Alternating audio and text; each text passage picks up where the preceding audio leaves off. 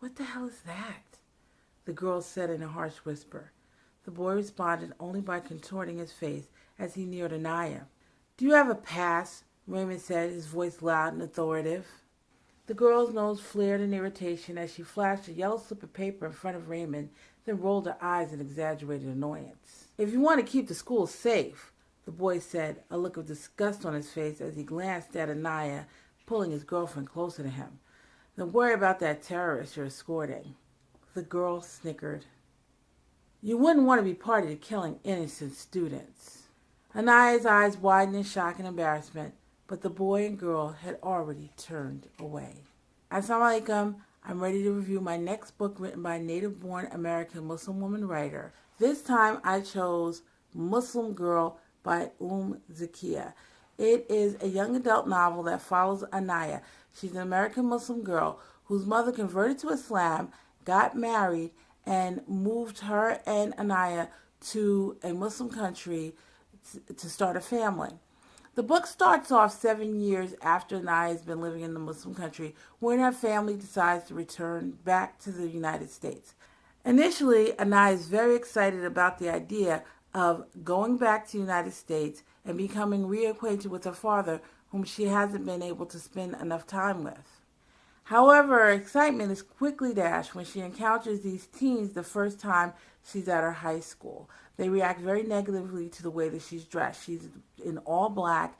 She has a face veil on.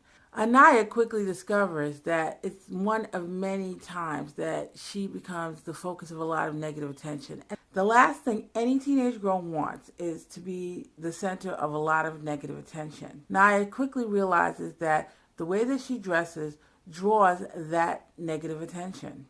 So Anaya must decide, does she continue to dress the way that she's been comfortable with while residing in a Muslim country, or does she change the way she dresses in order to fit in and not be the center of so much, not to be the focus every time she walks into the room or anything like that, so that she can feel more comfortable? Ultimately, Anaya decides to change the way she dresses, and she eventually ends up not covering, and she does successfully blend in with the other teenagers. A lot of people assume that she is not Muslim, and even some people assume that she's Christian. She's African American, and so she looks like the typical African American non-Muslim teen. Eventually, this means that Anaya has to live a double life. When she's at home and in the Muslim community, she's dressed in all black. She's teaching her on class. However, when at the high school, she dresses in a way that she does not look like a Muslim. This sends Anaya into an identity crisis. She does maintain her faith. However, her identity becomes all muddled. And so we follow Anaya through the book as she tries to cement her identity while she's living these double lives. So the book is really well done. There are a lot of cultural references to being an American Muslim. One is conversion. Anaya's mother converts when Anaya is young, and she leaves Anaya's father because he's not interested in becoming Muslim. There's some other conversions as well. Interestingly enough, Anaya's father ends up interested in at least investigating Islam. Also, Zakiyyah does a very good job in bringing about something that isn't addressed very much, and that is when an adult becomes Muslim and they have young children. What happens to those young children when all of a sudden their lives are changed? At one moment they're not Muslim, they could be another religion or no religion at all. And all of a sudden they are immersed into this Muslim culture and this Muslim faith. And how do they accept it? Anaya is 9 years old when her mother becomes Muslim. So how does that affect her? Another issue that she addresses is the whole idea of a Muslim woman covered in a majority non-Muslim country. It's not an easy thing for an adult Muslim woman, let alone a teenage Muslim woman, when you're surrounded by so many negative stereotypes about your way of life and about your faith. It becomes very, very difficult. There's a lot of negative messaging that young Muslims are receiving by the broader society and in school.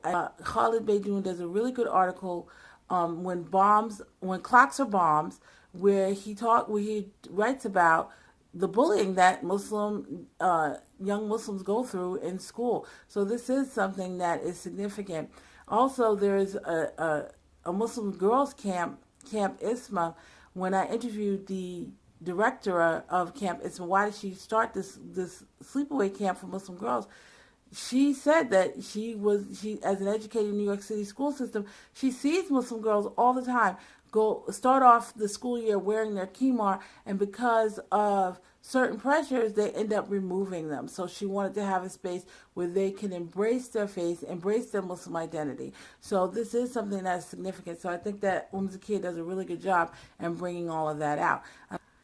Another thing that Zakiyyah addresses is the interaction between covered Muslims and Muslim women and Muslim women who don't cover.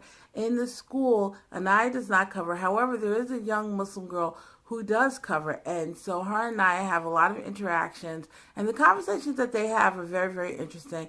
The way Anaya reacts to her is very interesting. The way she reacts to her even outside of the school when they end up encountering each other in the Muslim community is really, really interesting. So there's this whole idea that there's a conflict between Muslim women that cover and Muslim women that don't cover. And that may be true, but that's not always the case. So I think that Zakiyyah does a good job in addressing that as well.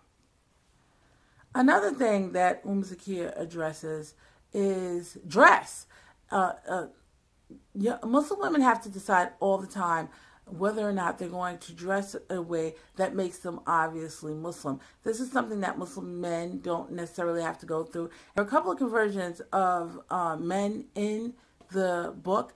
One of them that does convert is someone at Anaya's high school. He's able to effectively cover up his conversion. The way that he dresses and looks does not change, and so he's not subject to the same things that Anaya was subject to the first few days that she was in school. So this is something that's really, really important, that we understand exactly what happens to these young Muslim girls who decide to cover themselves and look obviously Muslim, the things that they're subjected to, and how hard that can be. It was hard on Anaya, and so she ended up uncovering.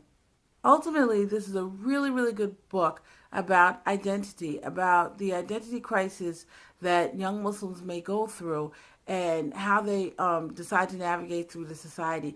What Anaya eventually does is pretty incredible. I would recommend this book to anyone, especially young Muslims and young Muslim girls, because it really does touch on a lot of things that they may be going through. I mean, it opened my eyes. As adult Muslims, we tend to lose focus on exactly how the society is affecting our young people. And so this is a really good book that outlines some of the things that young Muslims that are living in a majority non-Muslim society, some of the challenges that they face and some of the obstacles that they may have to overcome. So, Muslim Girl by Zakiyyah.